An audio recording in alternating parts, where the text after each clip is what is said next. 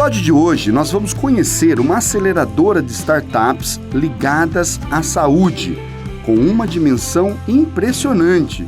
E você vai perceber como qualquer empresa, qualquer projeto, qualquer ideia e qualquer negócio daqui é uma lição em muitos aspectos da inovação.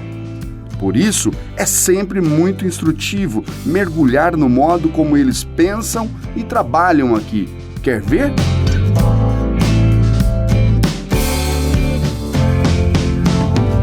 Cara, olha onde é que eu tô.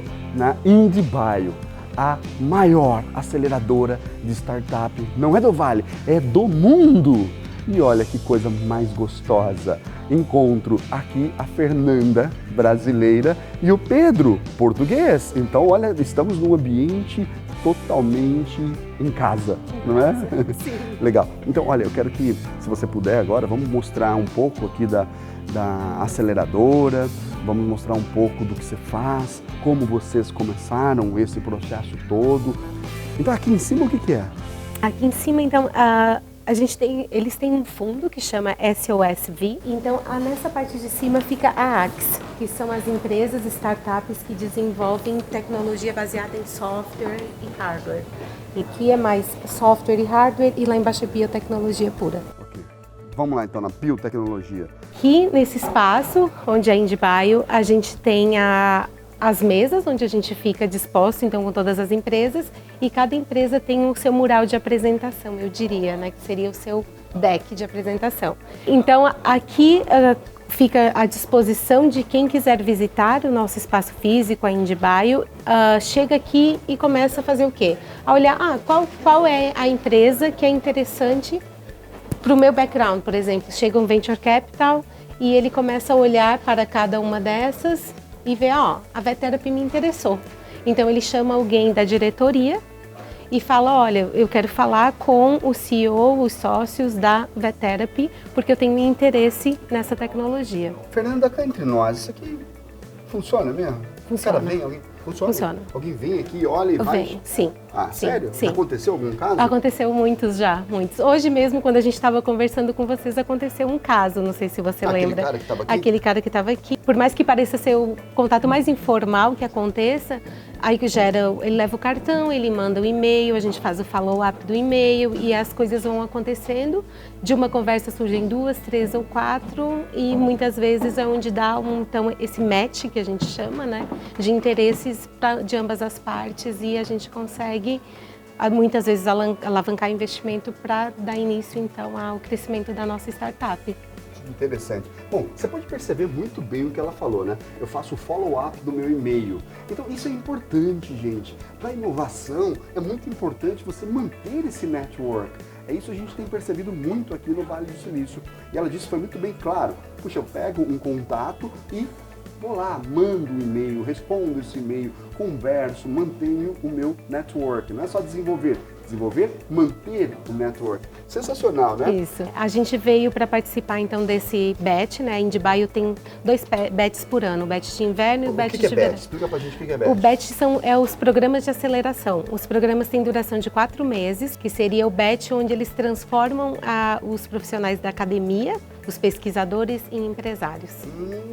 Então é essa transformação que eles fazem com a gente. Então a gente chega com aquele background, com a tecnologia, com todo o conhecimento de anos de pesquisa e quando a gente chega aqui eles nos ensinam como vender e como explicar o nosso negócio para os investidores e para as pessoas que possam ter interesse no produto que a gente desenvolveu durante tantos anos. Para acelerar ainda mais os projetos que apoia, a Indie-Bio disponibiliza um laboratório para todas as suas startups associadas.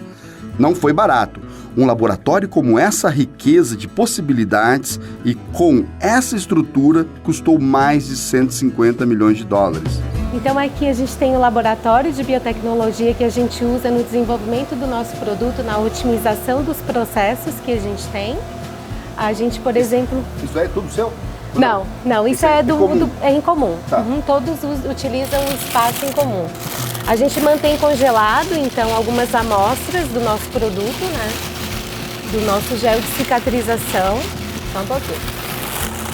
Então, aqui embalado e esterilizado, a gente tem o nosso gel de cicatrização de feridas.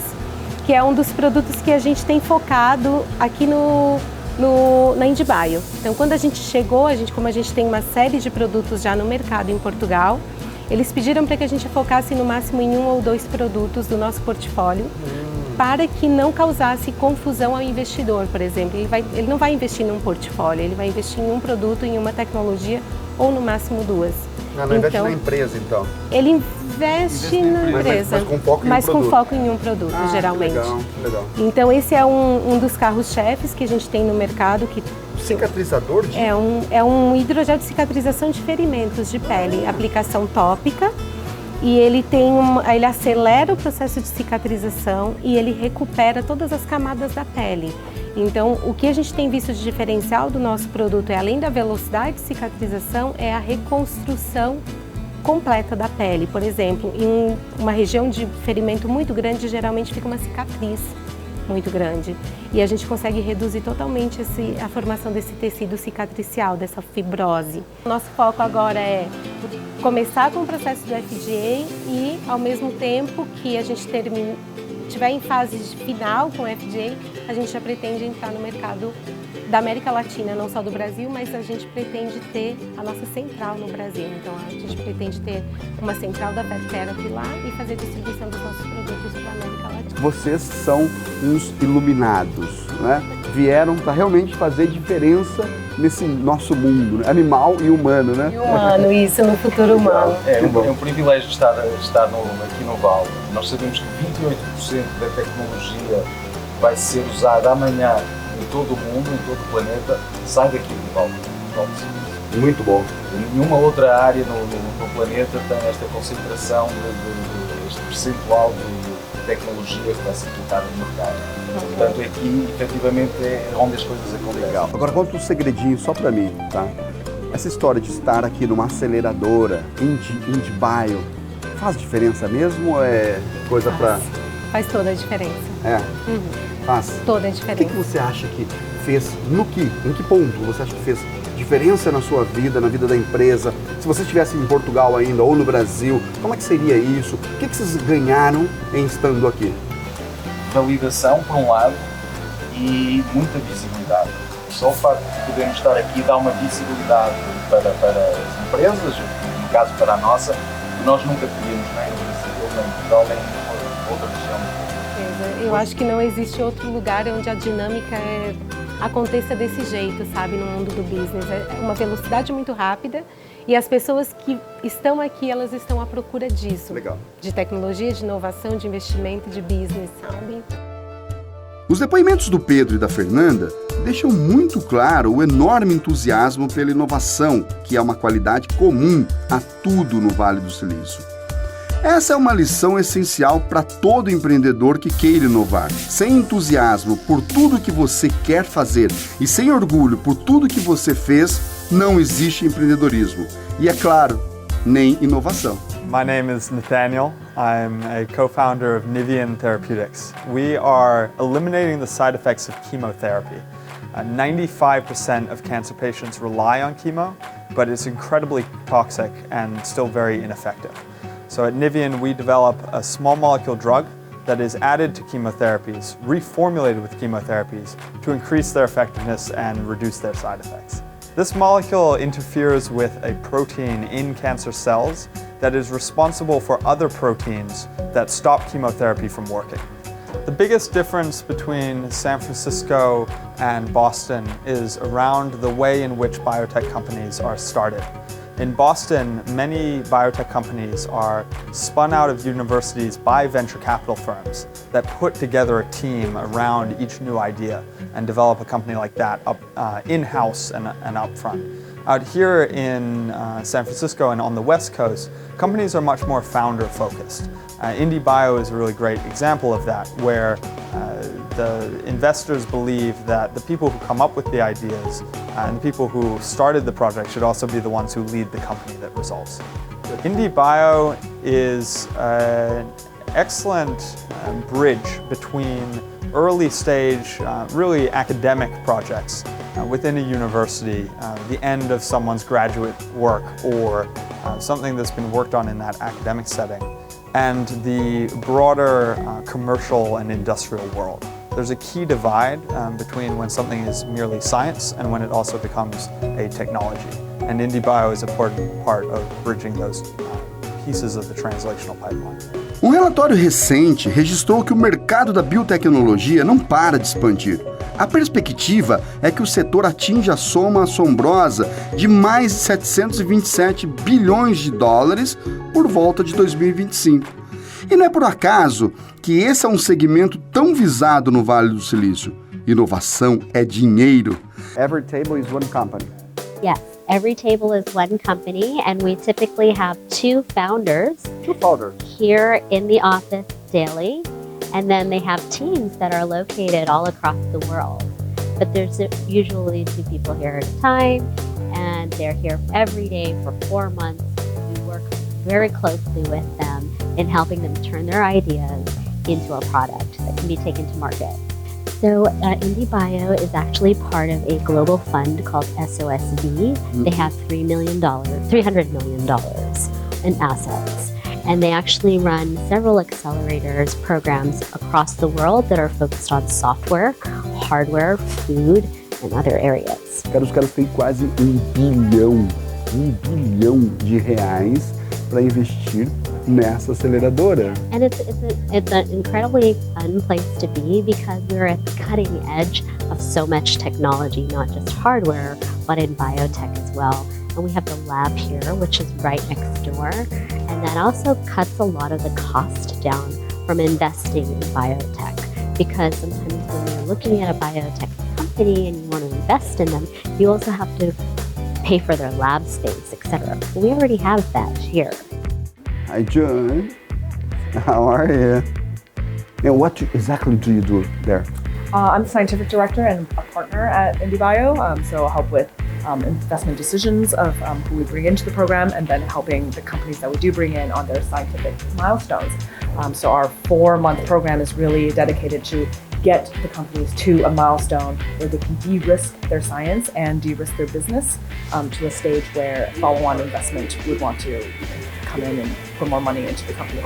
Wow, good. What's the most difficult thing in running a biotech or accelerator of biotech? What's the most difficult thing? What's the challenge? Yeah, definitely the breadth of it because, so for one, the lab here, that you can see over here, is one of the reasons why this kind of accelerator doesn't exist a lot of places. This lab is very expensive. One of the things that we're interested in is taking biology as a technology to encompass and solve all kinds of problems in the world, right? So that includes food agriculture, of course, medicine and diagnostics, regenerative medicine, and also a lot of global types of problems such as just ecology and deforestation is one in dispatch. So it's really interesting to see where biology can apply and then understanding the whole breadth of where it can go. Thank you to our founder. Oh, this is the look at that. I was imagining a very old guy. Oh my God! I look like a white hair, look a beard like this with the. Yeah, I imagine you like this. I like it. I think that could be a good look for me. As you get older, you start to believe your experience is indicative of reality. It's not always true. It's indicative of the reality that you have lived. But it's not always the only way to do things. So in building IndieBio, I rejected 3 major pieces of conventional thinking that prevented the biotech renaissance from happening. One was that scientists are not entrepreneurs. The second is that funding biotech has to be extremely expensive. It is not. Not true. It's the costs have dropped quite a bit. It's still more expensive than writing an app, but it's relatively much cheaper than it has ever been before. And the third is that biotech has always been just therapeutics. Biology is a technology that can be applied to massive world problems, and it shouldn't be restricted to just treating disease. It can be it could be applied to solving the world's food supply chain problems. Sure. Building materials for everything around us. Detecting different scents and explosives in the air by reimagining how you can create a nose. So these are the things that we want to address, billion-person problem.